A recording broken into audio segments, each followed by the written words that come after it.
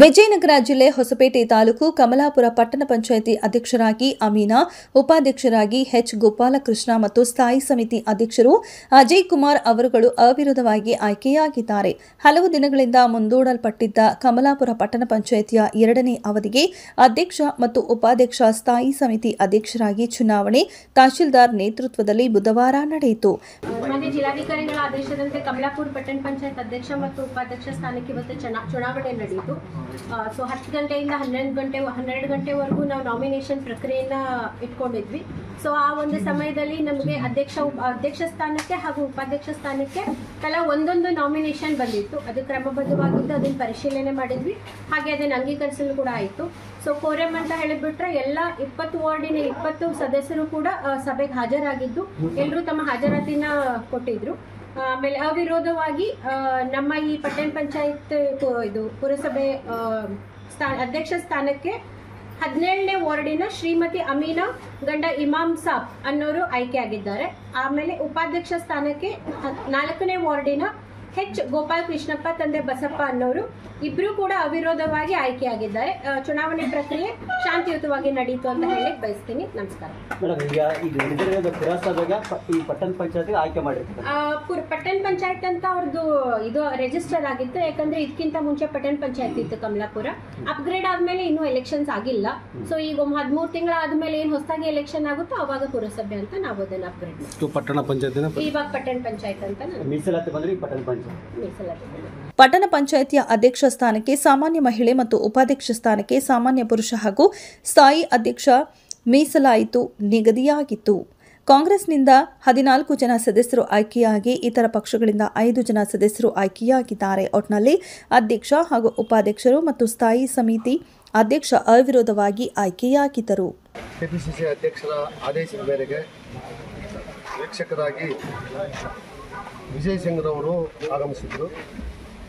ಅವರ ಒಂದು ನೇತೃತ್ವದಲ್ಲಿ ಹಾಗೂ ಜಿಲ್ಲಾ ಕಾಂಗ್ರೆಸ್ ಅಧ್ಯಕ್ಷರಾಗಿರ್ತಕ್ಕಂಥ ಸನ್ಮಾನ್ಯ ಶ್ರೀ ಶಿರಾಜ್ ಶೆಟ್ಟರವರು ಮತ್ತು ನಮ್ಮ ಲೋಕಸಭಾ ಸದಸ್ಯರಾದ ಸನ್ಮಾನ್ಯ ತುಕಾರಾಮ್ರವರು ಎಲ್ಲರ ಜೊತೆಯಲ್ಲಿ ಪುರಸಭೆಯ ಎಲ್ಲ ಸದಸ್ಯರು ಹಾಜರಿದ್ದು ವೀಕ್ಷಕರ ಸಮ್ಮುಖದಲ್ಲಿ ಅವರು ತಮ್ಮ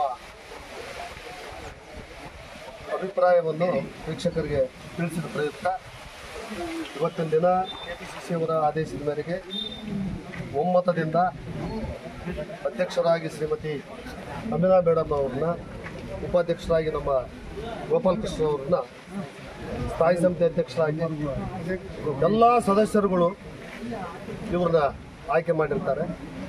ಅದು ಅವಿರೋಧವಾಗಿ ಆಯ್ಕೆಯಾಗಿದೆ. ಇದು ನಮ್ಮ ಕಾಂಗ್ರೆಸ್ ಪಕ್ಷಕ್ಕೆ ತಂದ ಗೌರವ.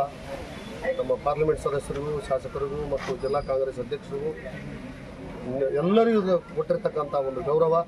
ಕಾಂಗ್ರೆಸ್ ಪಕ್ಷವು ಮುಂದಿನ ದಿನಗಳಲ್ಲಿ ಇವರು ಉತ್ತಮವಾಗಿರ್ತಕ್ಕಂಥ ಕೆಲಸವನ್ನು ಮಾಡಿ ಎಲ್ಲ ಸದಸ್ಯರ ವಿಶ್ವಾಸಕ್ಕೆ ತೆಗೆದುಕೊಂಡು ಕೆಲಸ ಮಾಡಬೇಕಂತೇಳಿ ನಾವು ಅವರಿಗೆ ಸಲಹೆ ಸೂಚನೆ ಕೊಡೋದು. 2 ವರ್ಷದ ಹಿಂದೆಯಿಂದ ಆಡಳಿತ ಕುಗ್ಗಿ ಅಭಿವೃದ್ಧಿ ಕಾರ್ಯಕ್ರಮಗಳು ಆಗಿಲ್ಲ, ಅಭಿವೃದ್ಧಿ ಕೆಲಸಗಳು ಆಗಿಲ್ಲ. ಈ ಒಂದು 12 ತಿಂಗಳಲ್ಲಿ ಪಾರದರ್ಶಕವಾದ ಆಡಳಿತವನ್ನು ನೀಡಬಲ್ಲಿರಾ? ಖಂಡಿತವಾಗಿ ಪಾರದರ್ಶಕವಾಗಿರ್ತಕ್ಕ ಆಡಳಿತವನ್ನು ಖಂಡಿತವಾಗಿ ಮುಂದಿನ ದಿನಗಳಲ್ಲಿ ನಾವು ಮಾಡೇ ಮಾಡ್ತು. ಆ ಆಡಳಿತವನ್ನು ನೀಡ್ತು ಅಂತಕ್ಕಂಥ ಭರವಸೆಯನ್ನು ಇವತ್ತು ಅಧ್ಯಕ್ಷರ ಮುಖಾಂತರ ನಿಮಗೆ ನಾವು ಭರವಸೆ ಕೊಡ್ತಾ ಇದ್ದೀವಿ. ನೂತನವಾಗಿ 2ನೇ ಅವಧಿಗೆ ಅಧ್ಯಕ್ಷರಾಗಿ ಆಯ್ಕೆಯಾದಂಥ ಶ್ರೀಮತಿ ಅಮೀನಾಜಿ ಅವರಿಗೆ ನಾನು ಹೃತ್ಪೂರ್ವಕವಾಗಿ ಸ್ವಾಗತವನ್ನು ಬಯಸ್ತೀನಿ.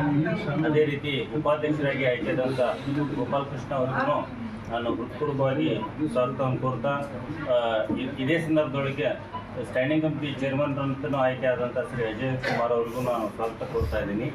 ಇವತ್ತಿನಿಂದ ನಮ್ಮ ಸದಸ್ಯರ ಆಡಳಿತ ಇದು ಸಭೆ ಪ್ರಾರಂಭ ಆಗ್ತದವು. ನಾವು ಈ ಮುಂಚೆನೂ ಆಡಳಿತಾಧಿಕಾರಿಗಳ ನೇತೃತ್ವದೊಳಗೆ ಸಭೆ ಮಾಡ್ತಿದ್ವಿ.